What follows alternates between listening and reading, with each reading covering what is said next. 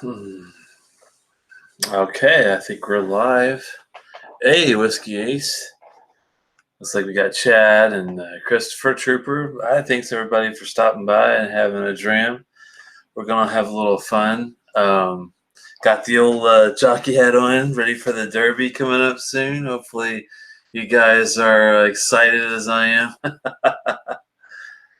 I got really lucky. I've had a hell of a week. Basically, had to deal with some illness and working through it, and things were kind of, not feeling all that great. And I thought, I gotta get my mind off things. I need to, what do I need to do? And I thought, you know what, I've been to a lot of the liquor stores around here already, and I think I know where the best places are. But I thought I'll just, try this one down the street.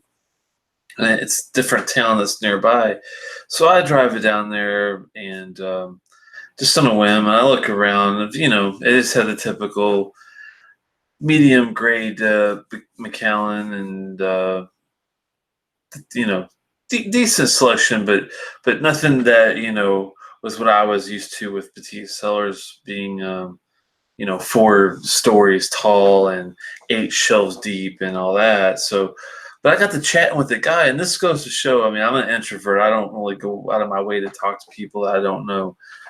Typically, don't like big crowds and stuff that much either. But just got in a conversation. He's like, "Hey, you're looking for anything in particular?" His name's Roger down. Cheers, Wines and Spirits, if you're ever in Arnold, Maryland, which is near Annapolis.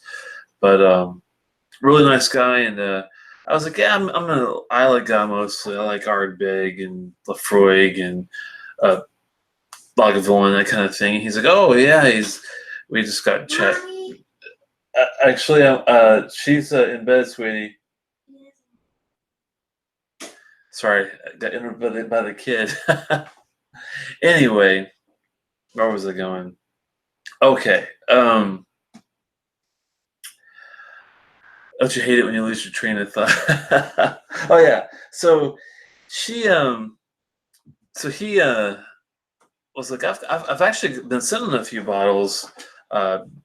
Just don't think I'll ever drink them. And would you be interested? Because I could tell you're somebody that would probably actually enjoy them. And I'm like, yeah. What are they? He's like, Ardbeg, Supernova, and the Ardbeg Blasda. And I was like, I knew exactly what he was talking about right away.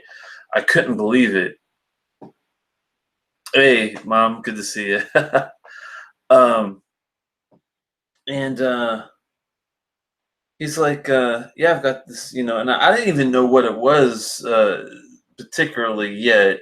I'll get to that in a second, but just alone that it's a Supernova is unreal. It's from 2009, and this one's from 2008, so we're talking 10 years, um, old, just to start off with. So I was like, sure, but when he said those bottles, I was like, he's gonna ask for $500-600 easy. And he also had an old bottle of Ugadal, a 2008. I looked it up on the box, and I'll tell you that how to do that in a second. But yeah, well, I'll just tell you now. You just take a flashlight, any flashlight. You all Ardbegs have a L code down at the bottom. You have to use a light typically to see it, and you have to shine it at just the right angle. It's usually back down. This has got a UK sign on it, but it's usually down in the bottom right. And the number is the year. This is an L8. And when I saw L9 on this guy, that's amazing because that means it's the cellar release. It's the first version, the 58.9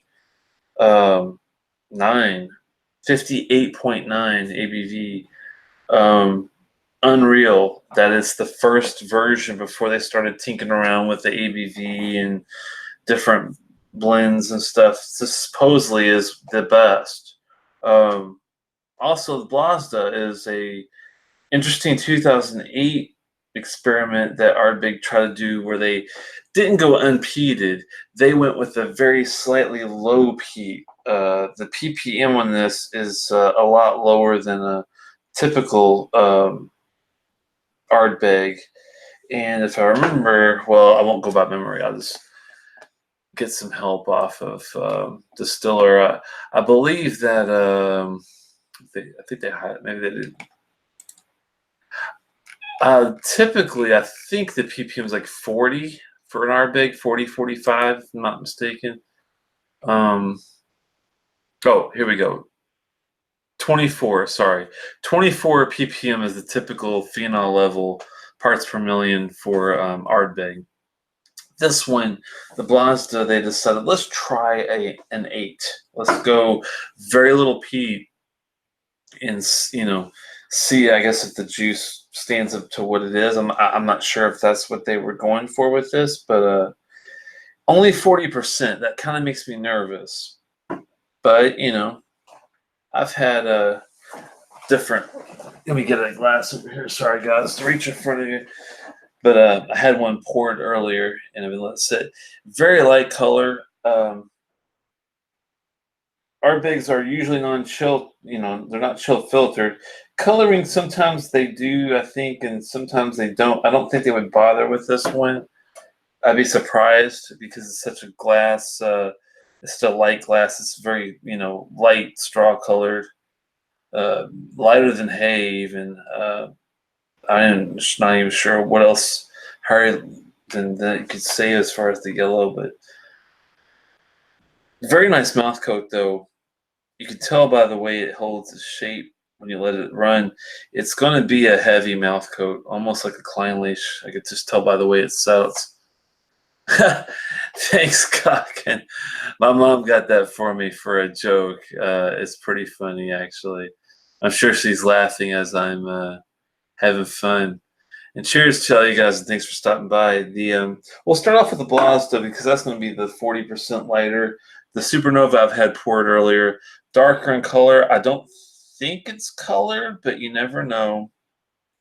I definitely don't think it's I think it's unchill filtered. I'd be surprised they bother with the. Yeah, it's not chill filtered at least. But we'll look into more details of that next. I just couldn't believe, so I have to give a good shout out to Roger. If you're watching, he said he subscribed. I'm not sure if he's busy tonight, but we'll have to see what he thinks of the show. I love Ardbeg, as you can tell. These are 2 editions I'll be adding up there. I moved the committee releases to a different area just to make some room, be kind of reorganizing things and getting more distilleries in here. Moved around because there are a lot of them over in that side you can't see. But yeah, I'm going to keep the Ardbeg Shrine and the Lafroig Shrine, just kind of move them in and out as my mood, I guess, progresses. But all right, so Blasda, they tried their hand at less peaty expression with this. Talked about dropping it to 8 parts per million versus 24. This is not widely reviewed, surprisingly. I guess they just had it available for a year. And unfortunately with Ardbeg, and just like the Carriages releases from Lafroig, which I also absolutely love, you got to get them because once they're there for a year, they're gone. And whatever they've released is what they release. They don't, go back and release that same juice. Unfortunately, it's extremely rare that they ever go back and I think releasing another one unless it's like a travel retail exclusive or something like that. But this guy is the cast type is Sherry Hogshead, which is really surprising. It's not, the color doesn't tell you sherry at all. It's so light. I'm sure it's a young whiskey from what I gather from kind of reading about it. It's probably, there's stuff right after they got out of the hole that a lot of whiskey companies were in the 90s, ramping up and everything. It's probably one of their first Let's see if our core juice is any good kind of releases. Now, the funny thing is, even though this is well, some people call it unpeated, but it's not unpeated. It's a very low ppm comparatively. It still is present. There is no doubt that this is a peated whiskey as soon as I get close to the nose. So, if you're coming in thinking this is going to be extremely light, I would say no. The peat level is reminiscent of a young Kalila, I'd say. There's a lot of aspects about this nose that's a lot like a Kalila already. Reason being, not just the peat, but the maritime notes that you get, brininess that you get. That it's very Kalila-like. A little bit of olive in there. It's so heavy on the brine, and then you start getting some sweet notes that come through with some floral notes at the same time. This is where it starts reminding me of a Kalila called a moke, which is Gaelic for dawn. It's one of their different expressions. It's got a lot of vegetal properties in that one. This one doesn't have the vegetal, but does have a floral aspect. So it's kind of like if you took a Kalila moke, but instead of the vegetal properties, you put floral properties instead of its place. It had a really good core juice, like a Kalila 12. That's what this reminds me of nose-wise. Get a little bit of bacon. Also a little bit of powdered sugar in there. It's very strange to say that, but it works. It is good. It's not heavy, though. It's not strong. And I think that it's going to suffer with power because of the low ABV. That's just, what I'm feeling. But the initial nose is actually pretty good, I have to say. I'm not disappointed.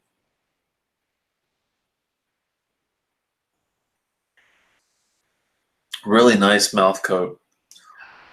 Thick, like I recognized just by looking at the thickness of the liquid. Wow. It's oxidation's bringing more sweetness to it. Peat's there. It is low. The peat smoke level, if you're going in thinking you're going to get an Ardbeg 10 type of dram, it's not going to give you, I think, what you're looking for. It's Ardbeg, but it's not like any other Ardbeg I've had.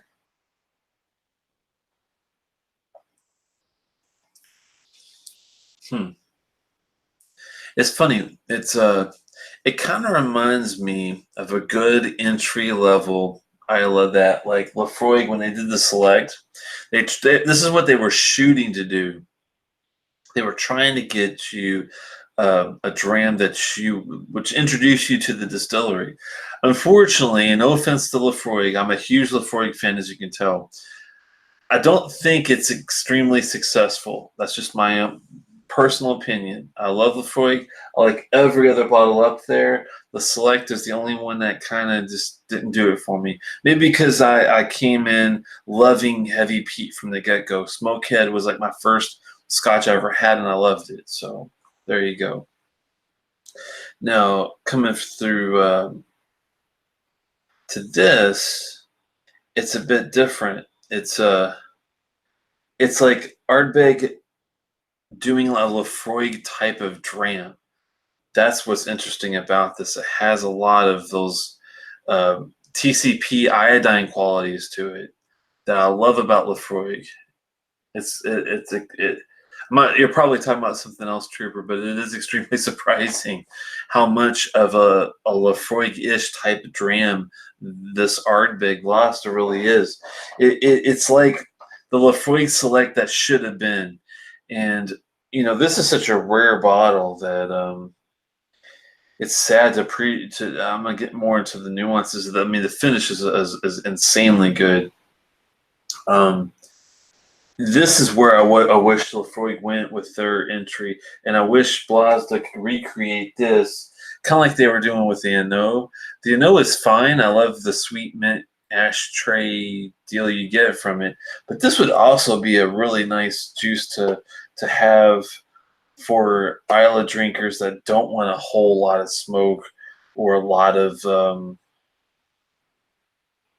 peat intensity, but still want the Ardbeg flavor. I think this is done well, and the reason being is that finish and that mouth coat so heavy, and the finish is so long. It's very it's got like a coatiness of butter. It's thick on butter and cream, vanilla. It's got pepper. It's got spice. It's got white pepper. And it's got little hints of black pepper in the back, but it's extremely subtle. But it's actually much better than I anticipated. I heard horror stories back in the day when this first came out, and all the Ardbeg fanboys of the time were like, oh, how dare you release, something so low on the peat scale. And I know they tampered with it a little bit with the Kildalton back in 1980 before they did a peated version in 2014. But that's only an unpeated version of Ardbeg that exists that I'm aware of, is the Kildalton from 1980. So we're talking a long time ago. And this, I think, is actually well done. I'm glad they took a gamble, because if I'm not a huge fan of anything outside. Well, I should say it this way. I'm a huge fan of everything other than the Ardbeg 10 flat standard core juice. And the only reason is because I'm not a huge lemon lime fan. If this was the 10 with like a 46, 48% ABV, it would be perfect. A little more age and a little more ABV, and with this taste, I'd be 100% 5-star whiskey all day long. Since it doesn't have the age, I'm gonna have to ding it a little bit, you know, but just subtly. I mean, not much. It's a hell of a taste. It's got sugar cookie in the finish. Oh man, and it's still going. And it's rare for a light whiskey. When I say light, I mean like a light flavored whiskey to have that much intensity to the flavor, especially on the low end of on the back. Whiskey Aces, give me all the lemon lime. Yeah, I like the pineapple aspect lightness a lot more than that lemon lime part of it. The citrus I can do without. Lemon meringue pie, yeah, that's where I'm like, this. I'm just not a huge lemon lime fan. But every other Ardbeg I've ever had, perfection. But I'm like that with other with the Glenmorangie series, same thing. I love every other Glenmorangie bottle except the Standard 10, because the Standard 10 to me is just a nice lemon meringue pie with some floral notes, and that's about it. Loch Ness is my, my mom's fanboy. I can't even talk. Wow, it's early too. I can't be going too late because I do have to go to work tomorrow. Oh my! All right. Louis says he might have to pick up an Ardbeg 10 sometime this year. He really like the Compass Box Snow Name, yeah, which is mostly Ardbeg juice. Very true. I think that's a perfect segue. If you like Ardbeg 10, and if you do end up liking the Compass Box Snow Name, do yourself a favor. Get yourself a bottle of the what is it? The Kalila. Maybe if you've already had the 12 and like it, go for the 15, 18. If you ever have a Kalila, definitely at least get the 12, not the 15 or 18. Don't go for the unpeated Kalila. Get the peated version. You will love it if you do like the Compass Box No Name, which I also like. So there you go. Whiskey says Trinity, and C hated on the Nectar Dwar. It's so good too. Yeah, the Nectar Dwar was another one I enjoyed. I'm not sure why they. Sautern's Cask is, I think, that one. If I'm not mistaken, Whiskey Ace. Correct me if I'm wrong, but that Nectar Dwar being the Sauternes cast. See, I fell in love with the Sauternes as soon as I had it. I'm trying to remember what the first one was. It was either Ben Ryack or Glentronic or something like that, but I'm trying to remember. It might have even been that Kilhoman. It could have been that Kilhoman Sauternes cast. But I tell you what, I love the flavor of that. I'm surprised they didn't like it. Maybe it's that style. It's hard for me to get into a port whiskey because I don't think a lot of them do it correctly. But thankfully, a couple of them have been good. Like the Springbank does a good port. Lafroig does a great port, but some of the other ones, it's like, sometimes it's rough. I love that finish. And even though, and usually I don't like a dry whiskey, even though this does finish with a little bit of a dryness, it's such a nice, sweet, but yet savory, buttery, white chocolatey coat. I'm actually cool with that. I can I can hang. Trooper, the funny thing about the Highland Park 15 is I thankfully didn't get any citrus hardly from it, lemon lime notes. I actually get a lot of tropical notes personally from the Highland Park 15, like your mangoes and pineapples and stuff. So I actually like the Highland Park 15 a lot last time I had it, but I think it probably does depend on what your mood is and what you might be eating at the time, that kind of stuff, I think does play into it. But thankfully, I really dug the Holland Park 15. I like it a lot better than 12. Not just for the few years and age, it's just a different uh, style of whiskey to me. Not so much the matchstick elements, the heather's still there, but it's more of that bringing that fruit out. It reminds me of a really damn good Ball Blair of 1990 to 99 kind of thing. Mm.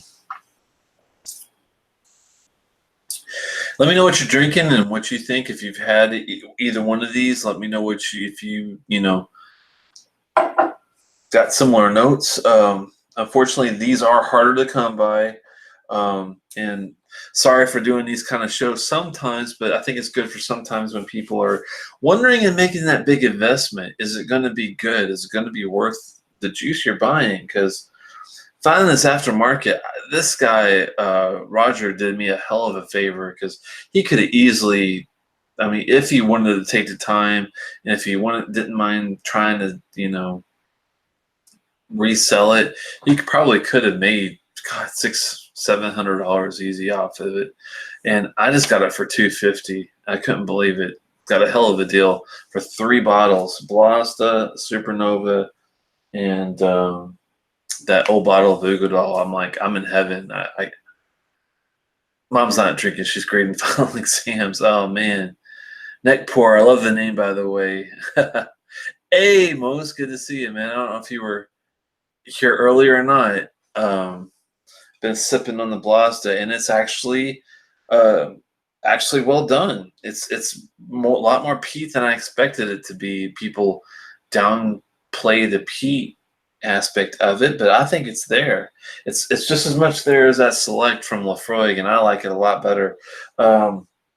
When I grade, I usually do 5 stars, 0.25 increments. The Select, I was very unimpressed with it. Usually, every other Lafroig, I would score at least a 4 and above. The Select, I would only give like a 2, 2.5. Just didn't do it for me. This guy is like what I wish it was like, and with this, which I think edges. Ardbeg is probably my favorite. Lafroig is probably my second favorite distillery. I have to say, next to Lagavulin. But this edges it out for me, being the one I wish that was the everyday dream that you could still get. So I'm gonna give it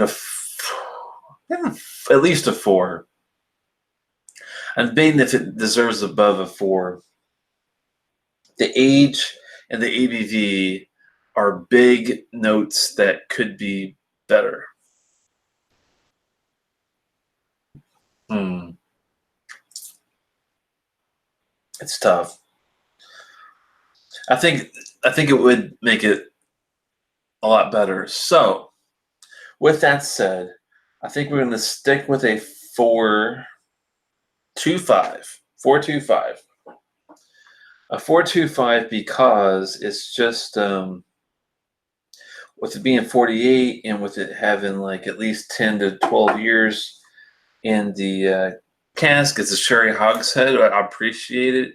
It's a lot different. There's no other Ardbeg like it. I can't really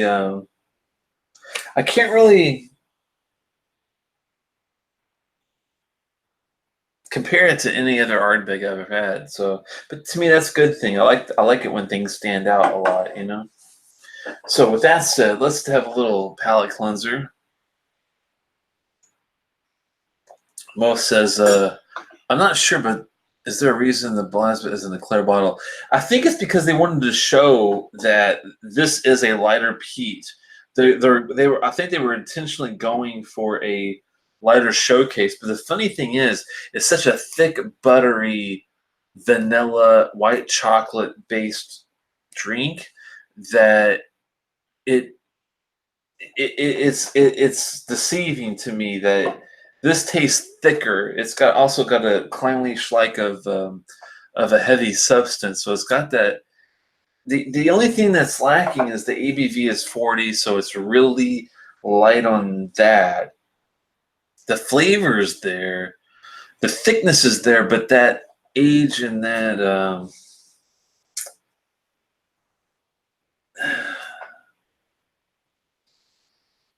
hmm, it's just you can tell there's the maturity level just isn't there yet, and that's what it's one of these drams that's making me feel like I'm on a aircraft carrier in the middle of the ocean. I'm like, whoa, I'm feeling great. I'm not so great. I'm feeling great with it. It's a I can see why it's a controversial dram too. Lafroig 15, 5 stars. I do have a sample of Lafroig 15. Thankfully, I was able to scrounge up recently. Yeah, that's at least I'm not sure if I would give it a 5, but I'd give it at least a 4.5, 4.75 because the only one better is the 18. The 18 is that 5-star dram. It is beyond being classical. It's the 18 is what Isle whiskey should all strive to be like. Next to the Lagavulin 16 and the Kilchoman Original Cast Strength and maybe the Ardbeg Dark Cove Committee release. Those are like the top notch to me of Isla, like the creme de the crop, the Lafroig Portwood Carriages 2013. Those are like the badass bottles that kick everybody else's ass type of deals. Kilcarran 12, that kind of thing. All right, let's go on to the next one. Very well done. Very pleasantly surprised and relieved because I was really nervous about that Blasda being where I wanted it to be, and for what it is and what they were going for, I think it's successful. I really do. What did you do to Telex's head? You don't like my jockey hat, man? Are you ready for the Derby? Good to see you, Moose. Oh man, you guys are funny. All right, so let's go to the next guy. I don't know if I have my little sip yet, so let's have a little more water. Let's go. Oh, with 40%, I have tried it with the water earlier when I was going through the neck pour. I try to get through a neck pour if I have a bottle. And it did bring more of the citrus, the lemony aspects of it. So I was not a fan of it. But if you do like to play with whiskey, the Blasda, even at 40%, can still handle a couple drops of water, believe it or not. So there you go. Yeah, I got my glasses ready to block that mud house. Everyone can stay in our house. Mom's inviting everybody over for the Derby. That's scary. All right. So let's go to the real shocker to me. This is the one that I just couldn't believe that he was willing to part with, but I'm absolutely grateful. The Supernova Stellar Release Ardbeg 2009, the first one, the very first, 58.9%, no joke, the real deal Holyfield kind of deal. Oh man, and you can see why I poured such a nice pour. That's like a Sean pour, I have to say. Dry night for Loch Ness, but all right, yeah, everybody else is awesome.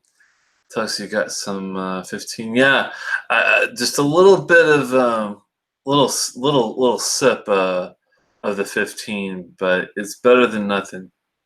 Okay, now going for this classic Ardbeg.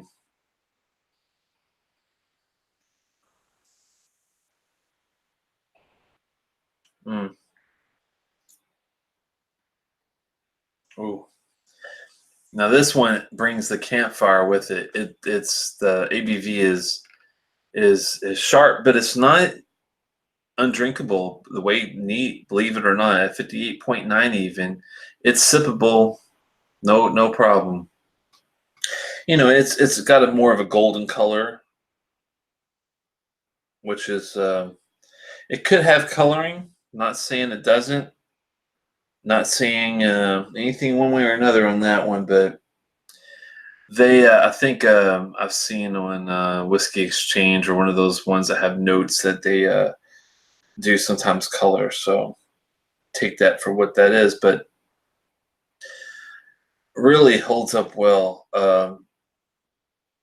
Give a little swirl and it doesn't run at all. I mean, it sits there and stays at the top. ABV is so high. That's most likely why. The nice color it is on the. It's a very oily whiskey. It really is. The with the peat and the bonfire and the barbecue, the typical notes you get off of it, you get also a bit of like a spice peppery kind of a like a roasted red pepper kind of a smell. Does the boxing know how to color? I don't think it specifies. That's why I'm thinking that it might have a touch. I mean, Ardbeg's not like Dalmore where they put like a whole fistful of color in there. If they do color it, but I mean, it's gotta. I'm sure this has gotta be has some sort of sherry notes in it. It definitely tastes that it like it does. It does have a lot of floral notes in it.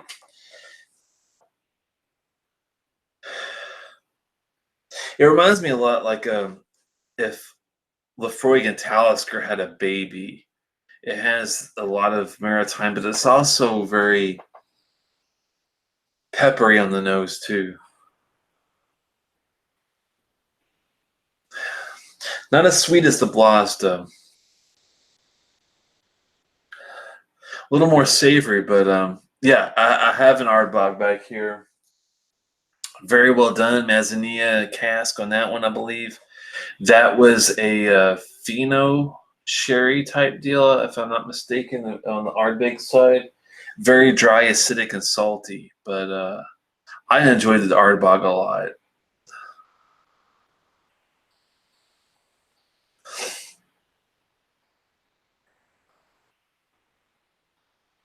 You get very savory steak notes in this, like a filet mignon too. It reminds me a bit of not as spicy as a Quarry Vrecken, but a bit of like a Dark Cove. It's got some Dark Cove-esque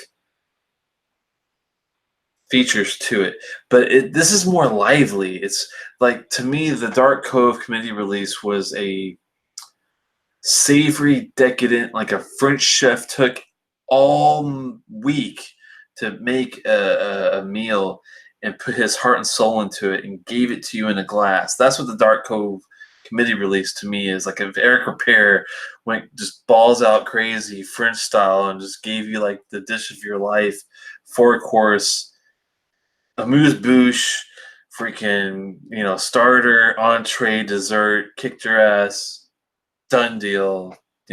This is a little more. It's got the same power. It's got the same complexity. It's got the same oomph, but it's a little more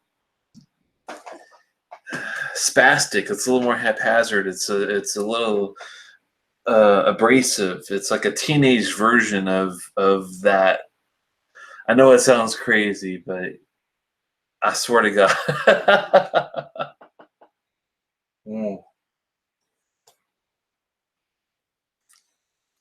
That's damn fine. Oh, it's hard to know where to begin. Maple syrup, bacon,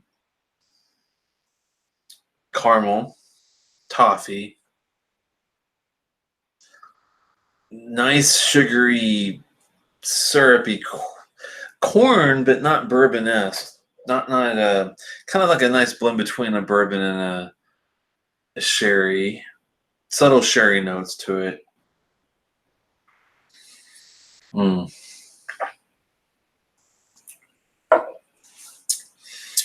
It's got some orange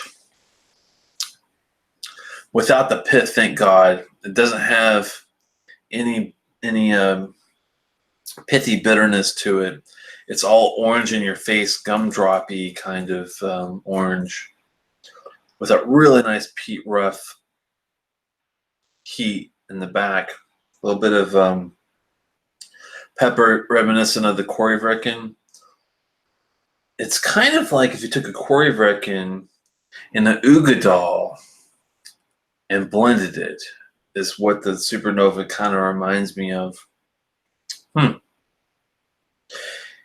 a very high ABV scale, but it's not hot. You just saw me sip it 3 times. I mean, it's so easy to drink, neat.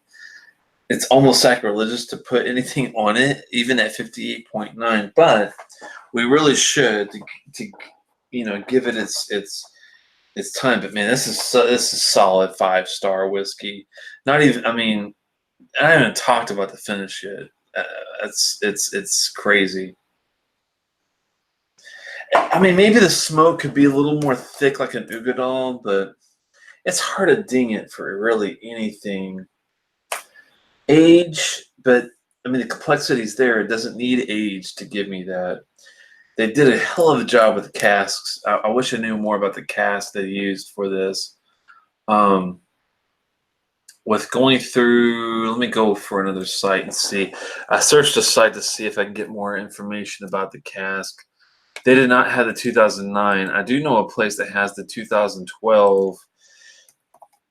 And I want to see if there's differences to the 15 and the 14. The 2015 was 54.3, and they don't talk about the cask type. This is one of those deals where this one something to do about the International Space Station and different aging to planet Earth head over. I don't know. There's something with a taste. I guess I know the Galileo had something to do with. They had something in space, and they were trying to see how zero gravity affected whiskey distillation or something like that. But this one is they don't really have a cask type. Let me see if I can find in the 2014 if they have any information on that. Ex-sherry and ex-bourbon, so I was right on the money on that one. And I have a feeling they wouldn't have changed the core of what it is. Basically, Ardbeg was shooting for a really high-peated.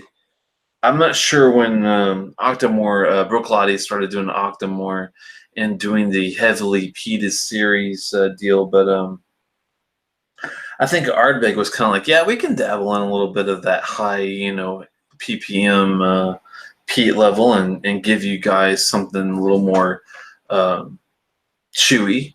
And that's what this is, man. It's like Ardbeg and Brooklady Octomore had a baby. This is what Supernova, I think, at least that first iteration is. Hey, don't do it, no H2O. I'm gonna start calling you Lee, man. Well, it is great. It is absolutely fantastic, neat. There's also a lot of chocolate notes, hazelnut notes. I mean, it's everywhere. This is one of the most complex Ardbegs I've ever had, the Supernova. And it keeps giving and giving. Whoppers, maltiness. I mean, it just keeps going.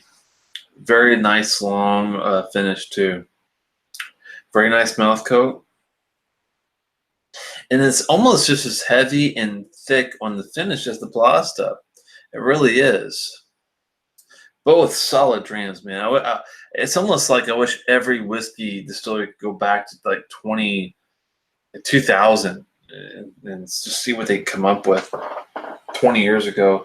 It makes me feel old now. I wish I was into whiskey back then. We're going to give it a couple drops. Just a couple drops. Nothing major. And see what that does to it, if anything. Hopefully doesn't lose the smoke, because that is one of the best aspects of this dram, is the smoke factor.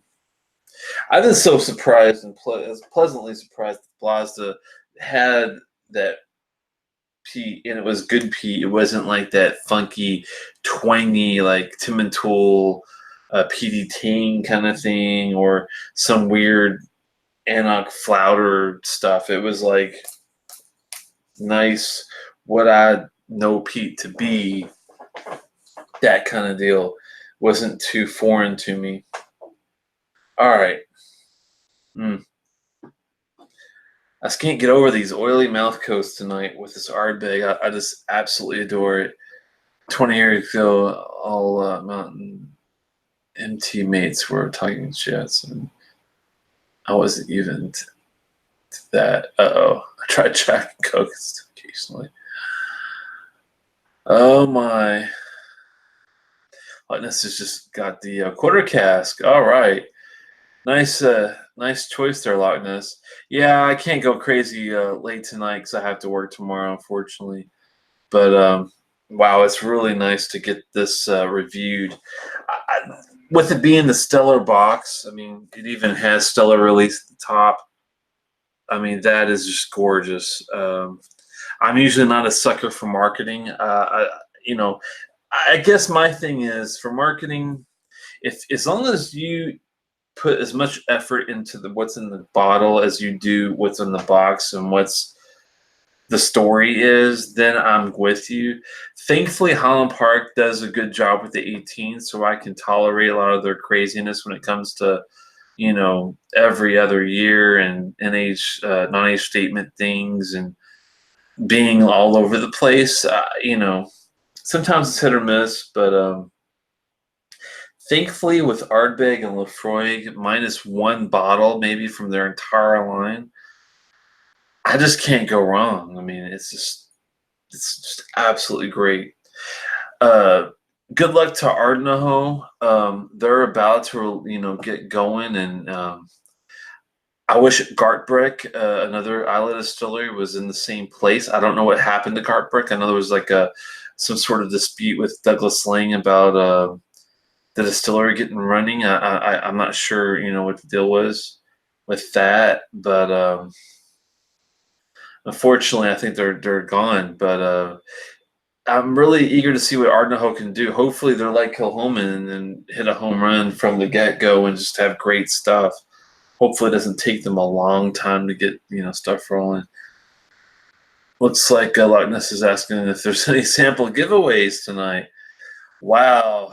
Oh my goodness. I wish, man. I will say that I did receive a nice surprise from a friend. Stephen Connor, the Ball Blair 1983 did arrive. and I was in shock. So I will definitely be doing that next time, and maybe a Scotch Malt Whiskey Society bottle, possibly.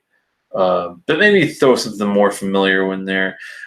When I do some of these off the wall things, I would rather try to throw something in there that's more familiar with for people. But for this time, it's hard to pass up because with three new bottles, two of them being completely out of the park, outstanding 10-year-old offerings, plus I couldn't say no. I mean, it's just out blows my mind. Outstanding quality of whiskey this is. Mm. Mm. Even with a couple drops, man. That power is there. 58.9, glorious. I I had to salute Ardbeg for not holding back and letting people, play with the water a little bit. Doesn't need to hold much, a lot of anything. This is up there with the Ardbeg Dark Cove Committee release. Is it better than it? Man, it's close. I think it's just beside it as a 5.0 dram. I really do. It finishes everlasting, gobstopper-esque, and I can't complain, man. Got a campfire in my hand. Even though I'm not outside, I feel like I'm at the Bothy and Ralphie's home in Alamein, if you know what I mean. That's where everybody needs to be. This week has been very rough, but thankfully making toward the end here and enjoying this definitely. I can't fault anything, but maybe the age. And there's no telling what with these NASs. It's like 7 years at least. If this is younger than 7, I would be extremely surprised. Definitely doesn't taste as young as like the Blasda by any means. But young is not always bad. I mean, this being a young whiskey was still a 4+ whiskey. So even if the Supernova is a 7-8 year old, it's still I would put it way above anything out there. It kills the Lagavulin releases that I can think of. I still haven't tried my. I've got an unopened Fischl 18. I've got to tap into, but this might be on par with that. I can. The 18 years is going to probably put it above, but I don't know for what they did with the sherry and the bourbon and the mix and the blend. It's just ideal. I wish they would do more of this. This is where it's at. Uh-oh. Let me go back here and catch up with some of the comments. Nothing wrong with it, but you're well off your training. Oh, he's talking to Loch Ness there. Sorry. Christopher asks, what do you want to? You want to trade a sample of Supernova for the Tobias and the Angel? Wow. Now, if you're not familiar with Tobias and the Angel, that is one of the new Compass Box releases that is extremely rare, extremely expensive, and wow. I think I might have to take you up on that, Christopher, because I haven't had it. I probably never will. I do know one person that has it, but I'm not sure. They have other stuff too that I could always trade with. So that sounds pretty good, Christopher. I'll take you up on that. Write to me at telex@outlook.com, and let's talk salsa maybe. That sounds like a plan. Looks like Mom's doing an outdoor pavilion with a tin roof. Oh my. That sounds like a plan. The Distinguished Scholar Beer and Whiskey Pavilion. That would be cool. I'd do a live show from there. Whiskey says if they didn't add color to it, it'd be like 15 years old. Wow. The 76ers and Raptors score. No, that's basketball. No, I haven't seen it. That's one thing I don't really follow very much is the professional basketball. College ball, yes, but professional not as much. Whiskey asks, how strong is the peat? Generally means stronger peat. The peat level on this that's why I'm kind of torn because it feels like it's like an Ardbeg, which is 10 to 11 years.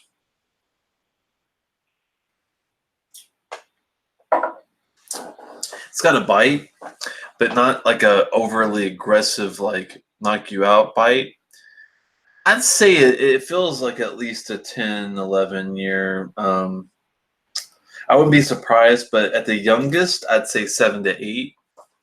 That's my guess. So the 8, 9, 10, 11. So I'd say 8, 9, 10, 11. That's where we're shooting, I think, for these for this guy here. This guy here, I think, is younger. The Blasda, I believe, is probably I'm thinking 5 or 6, but that's not knocking it. It's actually really well done for what it is. And that's not just me, because I will ding that select all day long for, what I got out of it. Versus this, I think this is just a little bit better.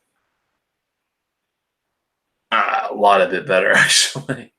Hey, Steven, good to see you. I was just saying, you probably missed it earlier. 1983 has arrived, and next week I plan on maybe doing that Ball Blair 1983. I can't believe it. It's unreal. I've only had the 99, and the 99 is phenomenal by itself. I was saving up for maybe getting my own 1990, which usually runs like 150. The 83 one's like 450. That's a beast. So I'm eager to do that, and also recently won a raffle win from the Scotch for Dummies.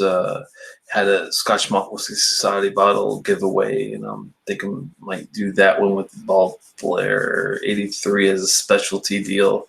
Maybe do it before next week if I can do it. It's just tough sometimes, but it's got to be unreal. I'm sure it's going to be fantastic, great.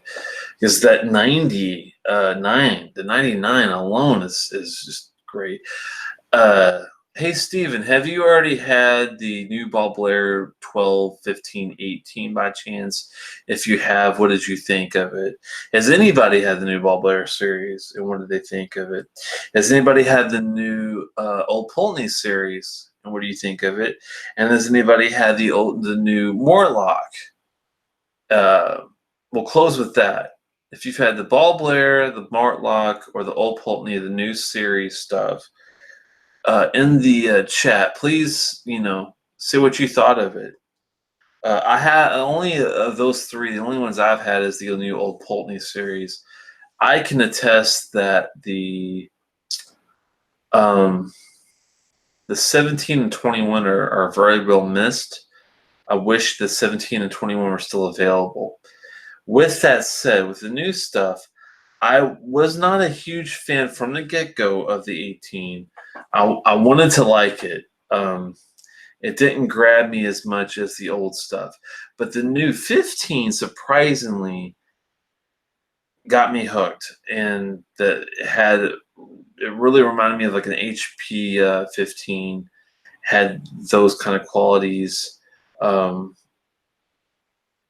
I just wish it was 21 years old instead of 15, or at least a 17. But if the 15 is what I can get right now, then that's okay, I guess. Foodquig, he doesn't. I have seen him on my channel before. He pops up rarely though. He's in Victoria, which is a very, very different time zone. 5 hours before us, so he's usually getting on like 3 or 4 hours from now, I think, unless he's doing like a after hours for the Scotch test dummies. Yeah, he's probably driving his cab. Very well done. Excellent. Hard to find as hell, I know. I'm sorry, guys, but both I think are, if you're dabbling in auctions, if you find a good price, they do. Unfortunately, they do. Go for $300 or $400 sometimes. Thankfully, I got a hell of a deal because I talk to people, and it does pay to talk and see what's out there. But I think $300 is what they typically go for now. And is it worth it for this guy? Definitely, I'd say it's worth a try. Any supernova that you can get is going to be fantastic. Blasda, maybe 250. I'm saying that one is great, but it's not as good, I'd say, as this guy. That's just my preference, though. If I was a Dalwhinnie 15 huge fan, Glenn Grant 16 huge fan, that kind of deal, then I might go for this one more. But or maybe Equalize. But for me, the Supernova um, has that Ugadal-esque feel to it. Mm. Mm. That finish goes all night long, and I'm not complaining. I love how it changes. Every sip is like something different and but still intense, and that's what you're shooting for with a whiskey like this. So I really appreciate your all's time, and I'm gonna have to cut it off short tonight. Unfortunately, I do have to work tomorrow, but glad you guys could stop by. Mom, if you're still around, thanks for stopping by, and hope you're doing well. Happy Mother's Day in advance is coming up soon, I know. Happy Derby Day, I know that's coming up soon too. Excited to watch it. I'm not going to be drinking any mint juleps. I might drink me a little bit of this though, or maybe a little bit of that actually. The Supernova is definitely um, not all hype, and neither is the Blast off. That was well done as well. 5 out of 5 on that one. I'd say 4.25 out of 5 on the Blasta. Still, man, it's hard to change really anything. Thanks, Loch and glad you had fun. DHS, Trooper, Moose, Mose, Santa Cruz, all the usuals. Christopher David, write me at telex at outlook.com, and Slanchava, and hope to see you guys maybe before Thursday if I'm lucky. If not, then possibly, well, definitely next Thursday, but hopefully before then. Thanks a lot.